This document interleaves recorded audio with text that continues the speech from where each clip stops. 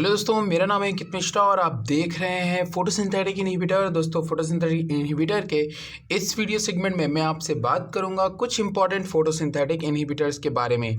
कभी कभी दोस्तों ऐसा होता है कि इनके नाम आपके सामने रख दिए जाते हैं। मैं मानता हूं कि एक क्वेश्चंस के लिए कम से कम अगर आपको एक पेज भी पढ़ने पड़े तो कोई दिक्कत की बात नहीं होती है। तो कुछ वही रूल आज आपको लगाने पड़ेंगे अपने इस वीडियो सेगमेंट में, और आपको जानना पड़ेगा कि फोटोसिंथेटिक इनहिबिटर के क्वेश्चन अगर आपके पास आते हैं तो किस तरह से आते हैं। पहली बात दोस्तों, ये आपको किसी भी एनसीईआरटी बुक में देखने को नहीं मिलेगा, तो आप बिल्कुल भी दूर इन सब चीज़ों से रह सकते हैं। दोस्तों देखिए, जितने भी हमारे जो हर्बिसाइड्स यूज़ किए जाते हैं वो इन्हीं फोटोसिंथेटिक इनहिबिटर के केमिकल सिंथेसिस या इन्हीं केमिकल से या फिर इसी तरीके के केमिकल से तैयार किए जाते हैं। तो एक तरीके से अगर हम बात करें अपने हर्बिसाइड्स की तो वो भी हमारे फोटोसिंथेटिक इनहिबिटर हो सकते हैं।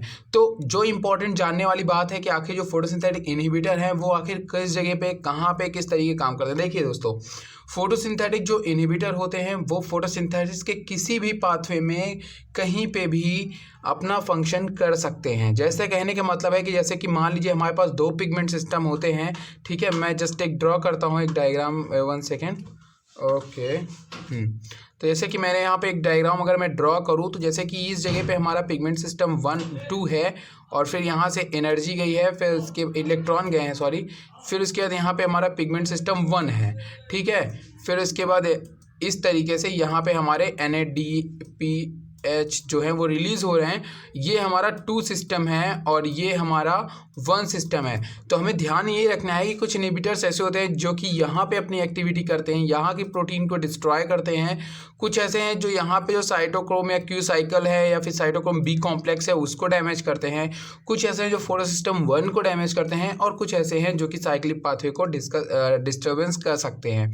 तो ये बहुत तरीके के इनहिबिटर्स होते हैं, सबका अपना अपना रोल होता है। लेकिन जो इफेक्टिव इनहिबिटर्स माना जाता है, देखिए दोस्तों, अगर कोई इनहिबिटर जो है यहाँ पे होगा ना तो कुछ ना कुछ कहीं ना कहीं थोड़ी मोड़ी एनर्जी जो है वो यूटिलाइज होगी। अगर वो यहाँ होगा फिर भी इस लोकेशन में और इस लोकेशन में दोनों जगह कहीं ना कहीं एक एनर्जी जो है वो रिलीज होगी, मतलब यूटिलाइज होगी, कुछ ना कुछ प्रोसेसेस होगी। लेकिन अगर हम किसी भी फोटो सिस्टम को सबसे इफेक्टिव तरीके से यहीं पे ब्लॉक कर दें तो पहली बात तो टाइम बच जाएगा दोस्तों, दूसरी बात जो हमारा एनर्जी है वो भी कहीं ना कहीं सिक्योर हो जाएगा, ठीक है, या फिर आप कह सकते हो कि थोड़ा सा बच जाएगा। तो इसलिए फोटोसिंथेटिक 2 इनहिबिटर्स काफ़ी ज़्यादा जो है वो इफेक्टिव है, और इन फॉरेन कंट्रीज इसको बहुत ज़्यादा यूज़ में लिया जाता है। तो अगर मैं बात करूँ दोस्तों आज आपके टॉपिक के बारे में, फोटोसिंथेटिक इनहिबिटर्स के बारे में, तो यहाँ पे मैं आपके लिए लेकर के आया हूँ कुछ बहुत इंपॉर्टेंट इनहिबिटर और उनके साथ में कि आखिर ये काम कैसे करते हैं। तो सबसे पहले आपको इस चार्ट को देखना है कि आखिर इस चार्ट में आपसे क्या बताया गया है, इनहिबिटर किस तरीके से फंक्शन करते हैं। सबसे पहली बात है, photosynthetic inhibitor control many broad leaf and some grass weeds, ठीक है। जैसा कि मैंने पहले ही बताया है कि जो फोटोसिंथेटिक इनहिबिटर होते हैं वो एक हर्बिसाइड्स की तरह होते हैं जो कि कई इंपॉर्टेंट प्लांट की ग्रोथ को जो है वो इनहिबिट कर देते हैं, ठीक है। मैं मतलब कि कई इंपॉर्टेंट प्लांट अगर किसी क्रॉप को आपने लगाया और उसमें बीच बीच में कहीं कहीं पे कुछ हर्ब्स हैं या फिर हर्बिसाइड्स हैं या फिर हमारे बहुत सारे इस तरीके के कोई ग्रास वीड्स हैं, तो उसको ये डिस्ट्रॉय कर सकते हैं। डिस्ट्रॉय करने का मतलब ये उसकी प्रोसेस को इनहिबिट कर देंगे, फोटोसिंथेटिक की प्रोसेस को, जिससे कि वो कंप्लीटली डैमेज हो जाएगा उनका क्लोरोप्लास्ट का पूरा सिस्टम, रिएक्शन सेंटर, ठीक है। अब रिएक्शन सेंटर नहीं जानते तो पिछला वीडियो जाके देख सकते हो फोटोसिंथेसिस का। तो पूरी तरह से रिएक्शन सेंटर को डैमेज करते हैं और इस तरीके से करते हैं। अब यहाँ पे जब आप फोटो सिस्टम पढ़ रहे थे, तो जब आप फोटो सिस्टम 2 के बारे में पढ़ रहे थे मेरे प्रीवियस वीडियो में, तो वहाँ पे मैंने एक प्रोटीन के बारे में बताया था जिसका नाम था D1 प्रोटीन। अब ध्यान रखिएगा दोस्तों कि मैं आपको कुछ बताने जा रहा हूँ कि यहाँ पे जैसे कि ये हमारा पिगमेंट सिस्टम 2 है, और पिगमेंट सिस्टम 2 में आपको पता है कि यहाँ पे कई पिगमेंट्स, एसेसरी पिगमेंट्स हमारे होते हैं, और बीच में हमारा रिएक्शन सेंटर होता है। ये चीज़ें आपको पता होंगी। तो ये जो किनारे किनारे होते हैं, इससे भी बड़े बड़े यहाँ पे जो होते हैं वो हमारे D1 और D2 के कई प्रोटीन्स मॉलिक्यूल जो होते हैं वो मौजूद होते हैं। जनरली दो हम कह सकते हैं, D1 और D2 is the most important. ये D1 और D2 प्रोटीन इस तरीके के प्रोटीन होते हैं जो लाइट को डायरेक्टली अपने ऊपर जो है वो लेते हैं। अगर मैं कह दूं कि अगर D1 D2 प्रोटीन अगर नहीं होंगे करेंगे तो जो हमारा फोटोसिंथेटिक सिस्टम है वो जो हमारा फोटो सिस्टम है वो पूरी तरीके से डैमेज होने के चांसेस बढ़ जाते हैं। तो D1 और D2 कहते हैं कि herbicide inhibit photosynthesis by binding of D1 proteins. ठीक है, अगर D1 प्रोटीन्स वहाँ पे नहीं होगा तो एसेसरी पिगमेंट अपना रोल प्ले नहीं कर पाएंगे, और एसेसरी पिगमेंट रोल प्ले नहीं करेंगे तो रिएक्शन सेंटर काम नहीं कर पाएगा। तो ये क्या करते हैं, इनहिबिट करते हैं, हमारे इनहिबिट करते हैं फोटोसिंथेसिस को। कहाँ पे आकर के बाइंड हो जाते हैं, D1 प्रोटीन पे बाइंड करते हैं फोटो सिस्टम पे। कॉम्प्लेक्स 3 क्लोरोप्लास्ट थैलेकोइड मेम्ब्रेन, जो कि जनरली हमारे थैलेकोइड मेम्ब्रेन में होते हैं। तो आप इसके भी वीडियोस जाकर के पीछे देख सकते हो, D1 D2 वगैरह वहाँ पे मेंशन किया गया है। समझ में आई बात। तो यहाँ पे जो हमारे D1 D2 प्रोटीन्स होते हैं दोस्तों, जनरली एक सेकंड मैंने एक्स्ट्रा ले लिया, हाँ, यहाँ पे जो हमारे D1 D2 प्रोटीन्स होते हैं, ये वाला प्रोटीन और ये वाला, इसी तरीके से बहुत सारे प्रोटीन्स होते हैं। मैंने एक सही लोकेशन नहीं बताया है, लेकिन फिर भी इसी तरीके से होते हैं। तो यहाँ पे आकर के ये बाइंड करते हैं, ठीक है, जिससे कि ये इनकी ग्रोथ को जो है वो इनहिबिट कर देते हैं, क्योंकि पूरी तरीके से फोटो सिस्टम 2 को कहीं ना कहीं डैमेज कर देते हैं। और आपको पता है कि फोटो सिस्टम 2 के पास ही हमारी होनी होती है फोटोलिसिस ऑफ वाटर, ठीक है, जहाँ से हमारे इलेक्ट्रॉन रिमूव होने वाले होते हैं, ऑक्सीजन हमारी जो है रिमूव नहीं, मतलब जो इलेक्ट्रॉन है वो बनने वाले होते हैं, और जो हमारे ऑक्सीजन है वो वहाँ से रिमूव होना है। तो ये सभी एक प्रोसीजर्स हैं जो कि हमें ध्यान में रखनी होंगी। दूसरी बात दोस्तों, और भी पॉइंट्स हैं, जैसे कि photosystem 2 inhibit affect other plant processes such as carotenoid biosynthesis and synthesis of anthocyanin and proteins. ऐसा नहीं कि पिगमेंट सिस्टम 2 इनहिबिटर जो है वो अफेक्ट ना करे किसी, वो अलग अलग प्लांट में अलग अलग तरीके के अफेक्ट कर सकता है। जैसे कुछ में कैरोटीनॉइड बायोसिंथेसिस को अफेक्ट करेगा, कुछ में एंथोसायनिन कंपाउंड है उसको अफेक्ट करेगा, आरएनए को अफेक्ट कर सकता है, प्रोटीन को अफेक्ट कर सकता है। मतलब कि ये इनहिबिटर्स जो हैं वो अलग अलग प्लांटों में अलग अलग फंक्शंस को अफेक्ट कर सकते हैं। अगेन इसमें कहते हैं all pigment system 2 inhibitors bind to the D1 protein, the binding occurs at 3 different attachment site. Generally D1 protein के 3 डिफरेंट अटैचमेंट साइट पे ये बाइंड करते हैं। Pigment system 2 inhibitor classified based on their attachment site. अब इनको जो classified किया गया वो इस बेसिस पे क्लासिफाइड किया गया है कि D1 के वो किस जगह पे इनहिबिट कर रहे हैं, ठीक है। कई दफ़े ऐसा होता है कि जो for example the C1 group include herbicides. अगर मैं C1 ग्रुप की बात करूँ, वो एक हर्बिसाइड्स है बिलोंगिंग टू पायरिडाजाइनोन, ट्राइएजिनोन एंड यूरासिल, ठीक है। ये सभी क्या है, हमारे नाम हैं जो कि जनरली हमारे इनहिबिटर्स के नाम हैं, जो कि यहाँ आपके सामने दिया हुआ है। ये हमारे इनहिबिटर्स के नाम हैं और ये हमारे कॉमन नेम है, ठीक है। तो कहते हैं ये जो इनहिबिटर्स होते हैं ये अलग अलग साइड, जैसे C1 है, C2 ग्रुप में हम उनको डिवाइड किए हैं, C3 ग्रुप में डिवाइड किए गए हैं। तो ये जो ग्रुप डिवाइड्स हैं ये किस पोजीशन पे D1 के बाइंड करने वाले हैं, ये इस बेसिस पे। जैसे कि C1 का है तो वो एक अलग जोन में जाकर के बाइंड करेगा, मतलब ये सब जितने होंगे हमारे, ये सभी C1 ग्रुप के वो एक जगह पे जाके बाइंड करेंगे। C2 ग्रुप का वो अलग जगह पे, जैसे include urea and amides, and C3 group include benzothiazones, nitrile and phenyl pyridazine, ठीक है। तो इस तरीके से बहुत सारे इनहिबिटर्स हैं जो कि अलग अलग पोजीशन पे D1 के जाकर के बाइंड करते हैं। समझ में आई बात। जस्ट मैं एक बार फिर से बता, मान लीजिए D1 प्रोटीन से, तो यहाँ पे 3 रीजन होंगे, जस्ट लाइक एग्जांपल C1 है, C2 है एंड C3 है। तो ये अलग अलग पोजीशंस है जहाँ पे ये अलग अलग, कभी भी हम इन इनहिबिटर्स का यूज़ करेंगे तो इनकी एक पोजीशन जो होगी वो क्या होगी, बिल्कुल फिक्स होगी। अब दोस्तों यहाँ पे कुछ इंपॉर्टेंट इनहिबिटर्स के नाम है जो कि आपको रटने हैं, तो इसको स्क्रीनशॉट लेना ना भूलिए।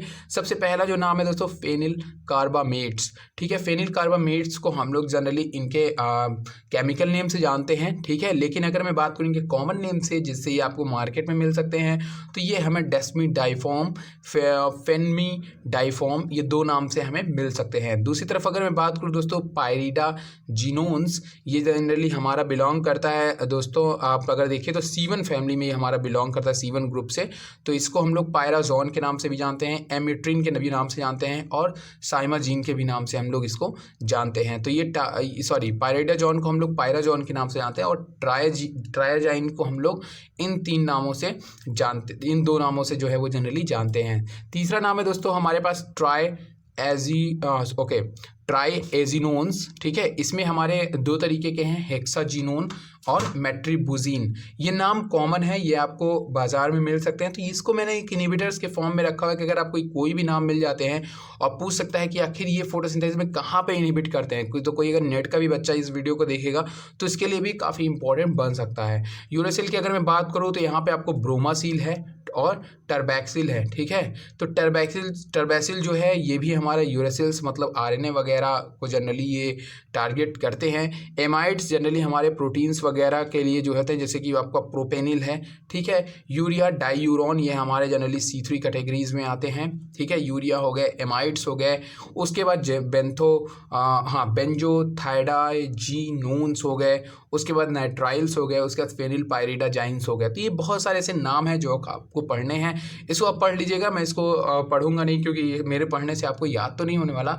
इसको आप याद जरूर कर लीजिएगा क्योंकि ये क्वेश्चंस आपसे आ सकते हैं। और दूसरी बात दोस्तों, नॉलेजेबल तौर पे आपको पता होना चाहिए कि फोटोसिंथेसिस में कौन सी प्रोसेस कहाँ पे इनहिबिट हो सकती है। तो सबसे पहली लाइन से हम स्टार्ट करने के पहले मैं एक आपके दिमाग में एक ढांचा डालने की कोशिश करता हूँ। सबसे पहले ध्यान में रखना होगा आपको, अगर आप इस टॉपिक को समझना चाहते हैं तो लाइट रिएक्शन की Z scheme cycle, Z scheme को अगर आप ध्यान में नहीं रखोगे दोस्तों, जैसा कि हम लोगों ने जेड स्कीम में देखा हुआ था, वहाँ पे 2 फोटो सिस्टम होता था। एक होता था फोटो सिस्टम 2 और एक होता था फोटो सिस्टम 1। अब जनरली क्या होता है दोस्तों कि अगर कोई प्लांट है नॉर्मल कंडीशंस में ग्रो कर रहा है तो उनके अंदर दोनों फोटो सिस्टम रन करते हैं। अब वो डिपेंड करता है इनहिबिटर कि हमें किस प्लांट की ग्रोथ चाहिए। सपोज दैट आपके एक फील्ड में 2 प्लांट लगे हुए हैं, एक वीट का लगा हुआ है और एक चीनोपोडियम का लगा हुआ है। चीनोपोडियम के मतलब नहीं जान रहे हो तो बथुए का लगा हुआ है। अब जो लोग थोड़ा सा विलेजेस एरिया से बिलोंग करते हैं वही चीज़ जानते हैं कि जो हमारे चीनोपोडियम होते हैं या जो बथुआ होते हैं वो हमारे वीट के लिए बहुत ही नुकसानदेह होते हैं। रीज़न, वो एक डाइकॉट है और दूसरा जो पौधा है हमारा वीट है वो एक मोनोकॉट है। और जो डाइकॉट का जो स्टेम वगैरह का जो एब्जॉर्प्शन पावर होता है वो किसी मोनोकॉट के मुकाबले बहुत ही अच्छा होता है। तो इसीलिए क्या होता है दोस्तों कि ज़्यादा से ज़्यादा न्यूट्रिशंस जो हमारे होते हैं चीनोपोडियम वगैरह या फिर जिनको हम बथुआ कहते हैं या फिर अदर जो हमारे खरपतवार होते हैं वो उनसे एब्जॉर्ब करना शुरू कर देते हैं। इसीलिए हम लोग क्या करते हैं, हर्बिसाइड्स का यूज़ करते हैं और ज़्यादातर उन हर्बिसाइड्स में यही इनहिबिटर्स मौजूद होते हैं जो कि उस प्लांट की ग्रोथ को, जो कि हमें नहीं चाहिए, उसकी ग्रोथ को कहीं ना कहीं क्या कर देते हैं, इनहिबिट कर देते हैं। क्योंकि रीज़न ये होता है कि उनकी फोटोसिंथेटिक रेट को इनहिबिट कर देते हैं और उनको भोजन न मिल पाने के कारण इस तरीके के खरपतवार जो हैं मर जाते हैं, डेड हो जाते हैं। तो वही दोस्तों मोटी मोटी बात यही कि हम लोग इसी के बारे में बात करेंगे कि आखिर वो कौन सी प्लेस होती है, कौन सी जगह होती है और क्या क्या इफेक्ट हैं जिससे कि हमें पता लग जाए कि इसके अंदर फोटोसिस्टम इनहिबिट हो गया है। तो सबसे पहली लाइन में चलते हैं दोस्तों। The photosynthesis inhibit can be divided into 2 distinct group, the inhibition of photosystem 1 and inhibition of photosystem 2। तो जनरली दोस्तों दोनों फोटो सिस्टम को यहाँ पे इनहिबिट करने के लिए जो होते हैं अलग अलग तरीके के हर्बिसाइड्स मौजूद होते हैं। Both of these group work in energy production of a step of photosynthesis. जाहिर तौर पे दोस्तों ये दोनों जो स्टेप्स होती हैं ये एनर्जी का प्रोडक्शन करती हैं ताकि आगे जाकर के हमारी केल्विन साइकिल रन कर सकें। Light is required as well as photosynthesis, these herbicides kill susceptible plants. अब जो भी हर्बिसाइड्स जिनके अंदर भी हमारे इस तरीके के केमिकल्स मौजूद होते हैं वो जनरली क्या करते हैं, herbicide to kill susceptible plant, वो ससेप्टिबल प्लांट्स को क्या करते हैं, किल करते हैं। तो ये एक चीज़ जो ढांचा मैंने आपके मन में डाला वो बार बार हो सकता है लाइन को रिवाइज भी करे। हर्बिसाइड दैट इनहिबिट, अब देखो यही हर्बिसाइड्स क्या करते हैं, inhibit photosystem 2 and act as electron interceptors, मतलब कि इलेक्ट्रॉन को बीच में रोक देते हैं या फिर इलेक्ट्रॉन थीव्स, ठीक है, और खुद इलेक्ट्रॉन को आगे ट्रांसपोर्ट नहीं होने देते हैं जिसके कारण जो हमारा एटीपी है वो नहीं बनता है। यही कहते हैं but rather than bind to quinone B. और जो इनहिबिटर्स जनरली अगर मैं बात करूँ फोटोसिस्टम 2 से फोटोसिस्टम 1 के बीच में जो पाथवे है क्यूनॉन बी से होकर के जो जाता है वहाँ पे जनरली ये इनहिबिटर्स आते हैं और ब्लॉक करते हैं, thereby blocking electron transport to the plastoquinone. मतलब क्यूनॉन बी से प्लास्टोक्यूनॉन के बीच की जो डिस्टेंस है उनके बीच में जो है ये इलेक्ट्रॉन को ब्लॉक करते हैं जनरली जो हमारे हर्बिसाइड्स या इनहिबिटर्स होते हैं। Herbicides that inhibit photosystem 2 are represented by several herbicides family including the symmetric triagenes, ट्राइजिनोन्स, ठीक है। तो ये सभी वो फैमिलीज हैं जो कि हर्बिसाइड्स होती है। What the mean of herbicide आप समझ रहे हो, जो भी खरपतवार मारने के लिए हम लोग केमिकल्स वगैरह यूज़ करते हैं वही हर्बिसाइड्स हैं, मतलब वही हमारे इनहिबिटर्स हैं। वो किस तरह एक्टिवेट्स होते हैं या किस तरीके से फंक्शन करते हैं हमारे प्लांट पे, हम लोग इनकी बात करते हैं। आगे सब्स्टिट्यूटेड यूरियाज, यूरेसिल, पिरामिडोजोन्स, ये सभी वो हर्बिसाइड्स हैं जिनको हम जनरली इनहिबिशन के रूप में यूज़ में लाते हैं। तो आप अच्छी तरीके से इन सभी के नाम याद रखिएगा, क्योंकि किसी भी हर्बिसाइड्स का नाम आपको दे सकता है और बोल सकता है कि इनमें से फोटोसिंथेटिक इनहिबिटर्स कौन सा होगा। आगे की तरफ चलते हैं दोस्तों। In both cases photosynthesis inhibit, चाहे दोस्तों वो फोटोसिस्टम 1 को इनहिबिट करे चाहे फोटोसिस्टम 2 को इनहिबिट करे, दोनों कंडीशंस में जो हमारी फोटोसिस्टम होती है या फिर जो हमारा फोटोसिंथेसिस होती है वो इनहिबिट होती ही होती है। एग्जांपल्स कहते हैं symptoms are too rapid to explain by starvation. How do we explain the symptoms of chlorosis and necrosis of leaf tissue? ठीक है, अगर हम बात करें कि हमारे जो हर्बिसाइड्स होते हैं उनसे जनरली क्या होता है कि क्लोरोसिस और नेक्रोसिस का भी केस देखने को मिलता है। तो ये देखिए क्या होता है, इलेक्ट्रॉन ट्रांसपोर्ट चेन ब्लॉक। जाहिर तौर पे जब हमारा जेड स्कीम साइकिल को ब्लॉक कर देगा तो जो हमारा इलेक्ट्रॉन का ट्रांसपोर्ट हो रहा था वो वहाँ पे नहीं होगा, जिससे वो इसकी एक्सेस पूरी तरह से ब्लॉक हो जाएगी। Excess energy transfer to chlorophyll and carotenoid pigment, जो एनर्जी वहां पे जानी चाहिए थी वो नहीं जा पाएगी। Chlorophyll and carotenoid destroy to photooxidation, chlorophyll carotenoid destroy हो जाएंगे। Role of carotenoid is protect chlorophyll from photooxidations, result in chlorosis. और जो हमारा दोस्तों कैरोटीनॉइड है, क्लोरोफिल है, ये पूरी तरीके से क्या होंगे कि इनके जो मेनली जो इनका मेन जो फंक्शन होता है वो कहीं ना कहीं बहुत ज़्यादा एबनॉर्मल हो जाएगा। रिजल्ट दोस्तों इनमें क्लोरोसिस देखने को मिलेगी, मतलब क्लोरोफिल जो होगा वो जनरली डेड होता चला जाएगा, या फिर मैं कह दूं कि उसका इफेक्ट जो है लीफ के ऊपर से खत्म होता चला जाएगा। जनरली जो लीव्स हैं वो येलो इन कलर अपीयरेंस दे सकती हैं। नेक्रोसिस की बात करूं दोस्तों, excess of energy not cleansed by carotenoid generate triple chlorophyll molecule, interaction between triple chlorophyll, मतलब इसमें क्लोरोफिल ही आपस में जो है पास हैं, and O2 produces single oxygen radicals, membrane lipid destroy हो जाती है।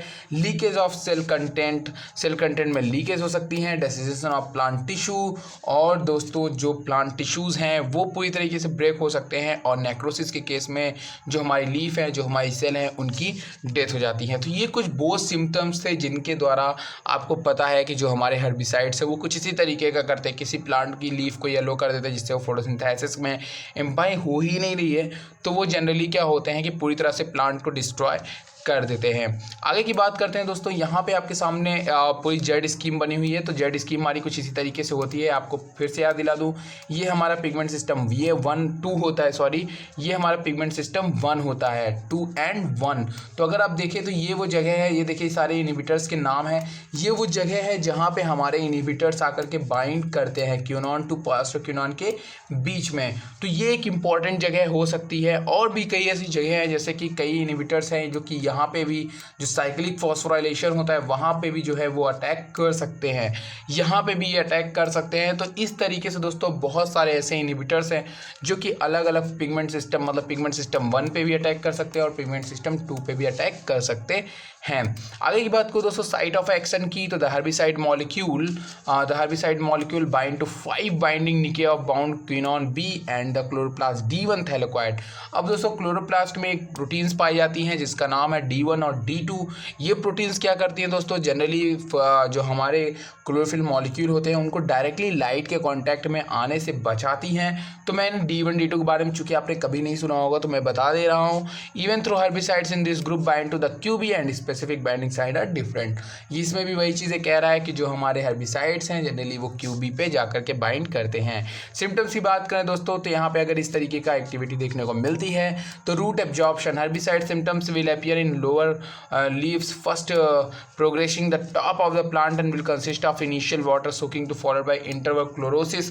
उसमें क्लोरोसिस जो होता है वो जनरली स्टार्ट होता है नीचे की लीव से। अगर मैं बात करूँ तो इन मैनी केसेस फिर से देख लेते हैं, herbicide symptoms will appear in lower leaves ठीक है। जनरली जो हमें दिखाता है वो अपीयर होता है लोअर लीव्स पे, क्योंकि अपर लीव्स क्या करती है, नीचे की लीव से वाटर मटेरियल को सक करना शुरू करती है underlying chlorosis, while necrosis are leaf tips and margin, जबकि नेक्रोसिस जो है हमें लीफ टिप्स पे और मार्जिन दिखे। In many cases one will be never see the weed emerge because death will occur as soon in photosynthesis begins. और कहते हैं कि जब तक प्लांट जो है खुद को संभाल पाती है तब तक क्या होता है कि जो सेल्स हैं वो उनकी डेथ हो जाती है। उसके बाद भी दोस्तों यहाँ पे बहुत सारे पॉइंट्स हैं, आप चाहें तो इन सबको पढ़ सकते हैं, इनकी कोई इतनी इंपॉर्टेंस नहीं है।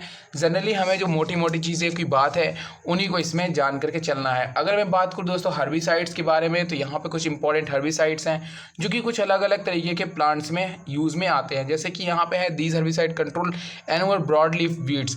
अब जिन ऐसे प्लांट जिनकी लीफ बहुत बड़ी बड़ी होती है, वो फोटोसिंथेसिस रेट भी बहुत ज़्यादा होती है और वो ज़्यादा से ज़्यादा वाटर को कंज्यूम करती हैं। इस तरीके की प्लांट को कंट्रोल में करके रखना पड़ता है, क्योंकि उनके बगल में जो प्लांट्स या क्रॉप हमने लगा रखा है उनको काफ़ी हार्म पहुंचता है। एंड सम ग्रासेस, और कुछ ऐसी ग्रासेस भी होती हैं जो कि खेतों वगैरह या फिर फील्ड वगैरह में उग जाती हैं, तो वो भी बहुत ही हार्मफुल होती है, उनके लिए भी हम लोग हर्बिसाइड्स का इस्तेमाल करते हैं। तो यहाँ पे कुछ हर्बिसाइड्स के नाम है, जैसे डाईयूरॉन। डाईयूरॉन होता है दोस्तों प्री-RE इन एस्टेब्लिशमेंट अल्फाफा एस्पार्गस, ये प्लांट हैं अल्फाफा और asparagus, bird food, trefoil, new sprigged और Bermuda grass, pastures, cotton, peas, winter oats and wheat, peppermint, pecan, blueberries, cranberries, citrus, grapes, ornamental trees, peaches, pineapple, PD in artichokes, field corn, grain, sorghum, post in sugar cane.